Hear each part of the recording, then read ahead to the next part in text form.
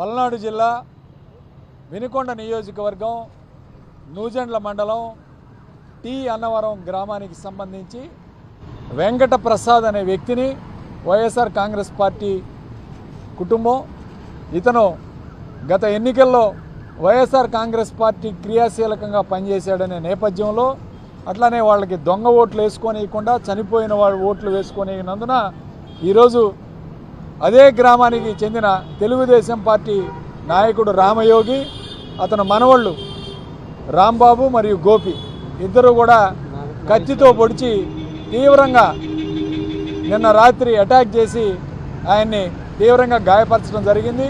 ఇప్పుడు పేషెంట్ వెంకటప్రసాద్ అనే వ్యక్తి ఇక్కడ గుంటూరు రమేష్ హాస్పిటల్లో చికిత్స పొందుతూ ఉన్నాడు. పరిస్థితి ఇప్పటికి కూడా చాలా విషమంగా ఉంది. అతను కుడి చేయి రక్తనాళాలు నరాలు కట్ అయిపోయినాయి రెండు. అట్లనే రాత్రి వచ్చినప్పుడు బీపీ చాలా తక్కువగా ఉంది. ఇక్కడ గుండె మీద తీవ్రమైన కత్తిపోటు. ఈ రెండు దెబ్బల వలన రక్తస్రావణ జరిగి ఆయన బీపీ అన్ని పల్స్ పడిపోతే రాత్రి ఆపరేషన్ చేయడం జరిగింది. రాత్రి 1 గంటకి. ఇప్పటికి కూడా పరిస్థితి ఇంకా విషమంగా ఉంది. నేను అడుగుతా ఉన్నాను, ఎక్కడికి తీసుకువెళ్తున్నారు చంద్రబాబు నాయుడు, లోకేష్, ఈ కూటమి ప్రభుత్వం?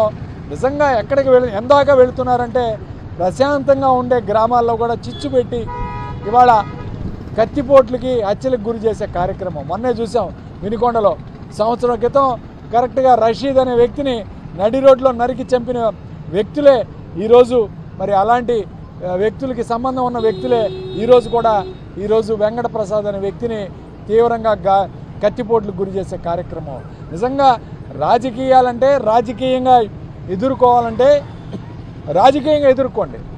ఎత్తులు పై ఎత్తులు వేసి రాజకీయంగా ఎదుర్కొనే దమ్ము ధైర్యం లేక ఈ విధంగా భౌతిక దాడులు దిగటం అనేది ప్రజాస్వామ్యంలో పనికిరాదు.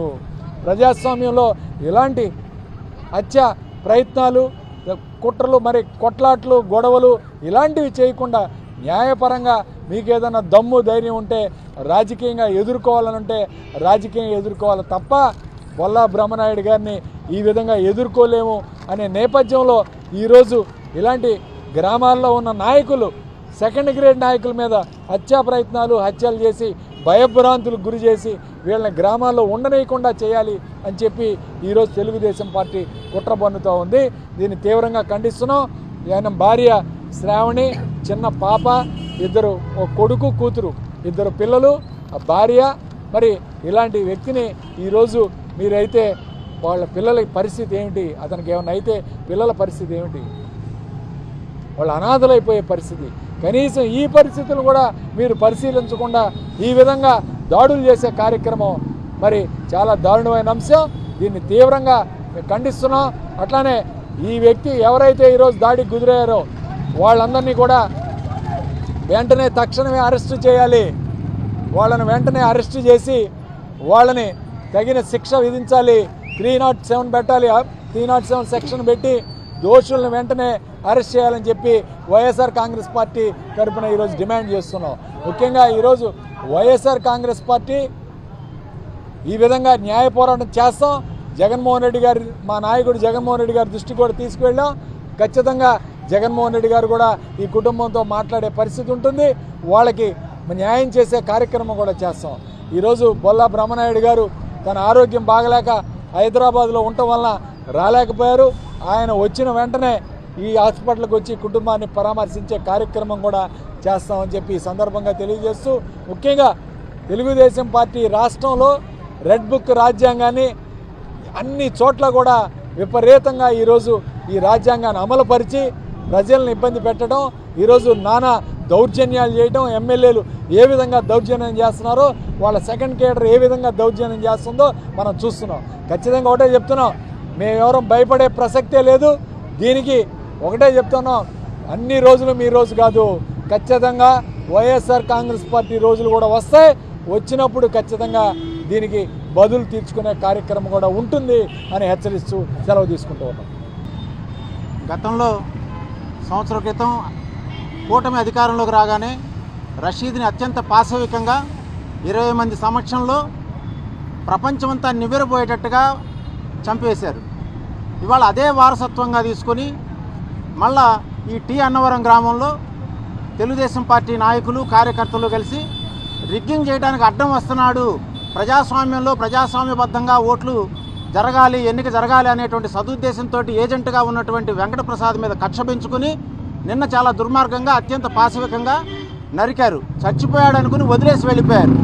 ఇవాళ మేము అడుగుతా ఉన్నాం చంద్రబాబును కానీ లోకేష్ను కానీ, రాజ్యాంగంలో ఇవాళ రాజ్యాంగ యంత్రంలో లెజిస్లేచర్ ఫెయిల్ అయింది, అట్లానే ఇవాళ ఎగ్జిక్యూషన్ కూడా ఫెయిల్ అయింది, చివరికి జ్యుడిషియరీ మాత్రమే మిగిలి ఉంది. వాళ్ళు ఎన్నుకున్నటువంటి ఎమ్మెల్యేలు కానీ మంత్రులు కానీ ఇవాళ హత్యా రాజకీయాలను ప్రోత్సహిస్తూ ఉన్నారు. వాళ్ళకి దాసోహం అంటూ ఇవాళ పోలీస్ వ్యవస్థ పనిచేస్తూ ఉంది. కాబట్టే మనకి ఇవాళ ఇట్లాంటి రిజల్ట్స్ వస్తూ ఉన్నాయి. ముఖ్యంగా మాకు వినుకొండలో చాలామంది ఎమ్మెల్యేలు చేశారు. జీవీ ఆంజనేయులు గారు ఈ హత్యా రాజకీయాలను ప్రోత్సహిస్తూ ఉన్నాడు. ఇవాళ కూడా మేము చెబుతా ఉన్నాం, బ్రహ్మనాయుడు గారి టైంలో ఎక్కడా కూడా ఇట్లాంటి మర్డర్లు జరగలేదు, ఇట్లాంటి గొడవలు జరగలేదు, ప్రశాంతంగా ఎవరి రాజకీయాలు వాళ్ళు చేసుకున్నారు. కానీ ఇవాళ గుడ్డగాల్చి నెత్తినేసే విధంగా రషీద్ హత్యను కూడా ఒక గ్రూప్లో ఉన్న తగాదాగా చిత్రీకరించడానికి తెలుగుదేశం పార్టీ వాళ్ళు పనిచేశారు. కానీ దాని వెనకాల ఏం చేశారు, అందులో ఉన్న ముద్దాయిలందరికీ కూడా బెయిల్ వచ్చే విధంగా ఫెసిలిటేట్ చేశారు అధికార పార్టీ వాళ్ళు. ఇవాళ ఇక్కడ కూడా అదే చేస్తూ ఉన్నారు.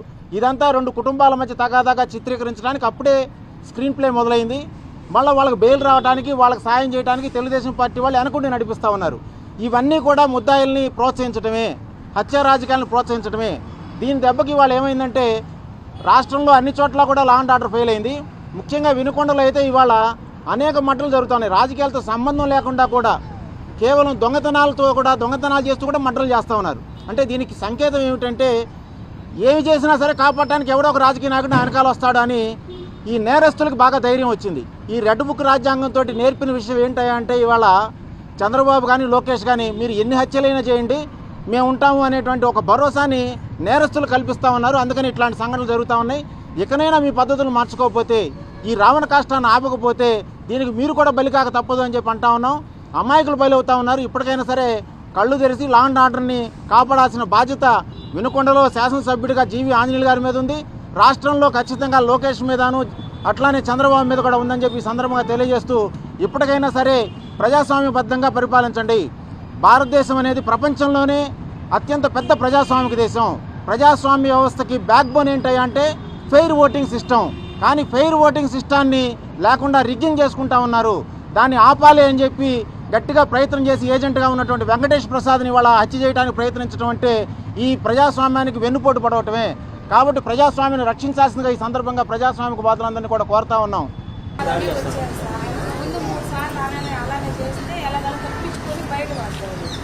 రాత్రి మా మామయ్య మా బావ మా అబ్బాయి నా కొడుకులు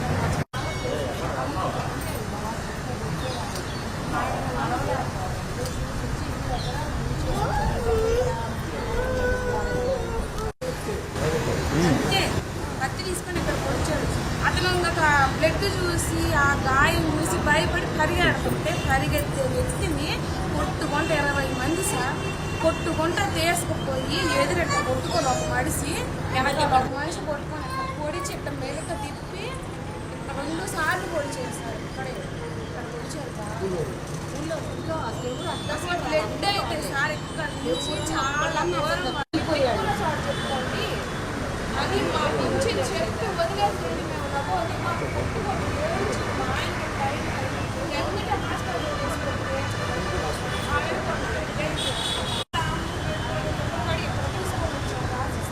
ఇక్కడికి వచ్చినప్పుడు వీళ్ళు కూడా నమ్మకాలు ఏమో చేసినా కూడా మీకు నమ్మకం చెప్పారు.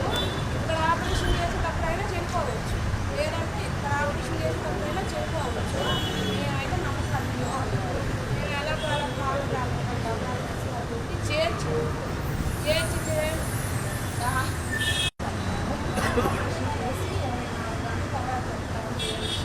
ఇంతవరకు స్లోకే రాలేదు సార్.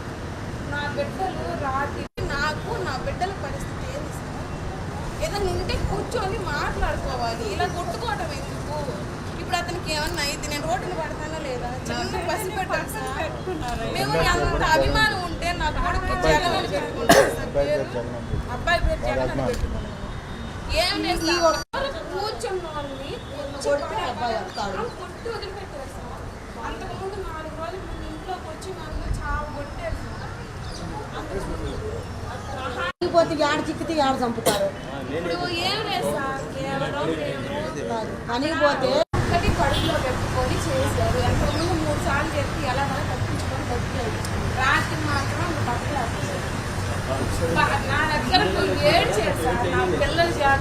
పిల్లల జాగ్రత్త నన్ను బతికి అని ఏడ్చాడు సార్. మేమేం కావాలి అతనికి మాత్రం శిక్ష పడాల్సింది సార్.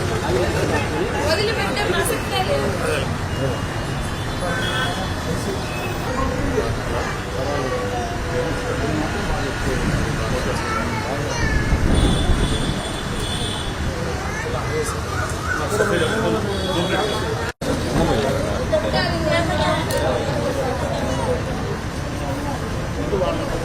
అంటే ఇతను కొడితే బయటకు వచ్చి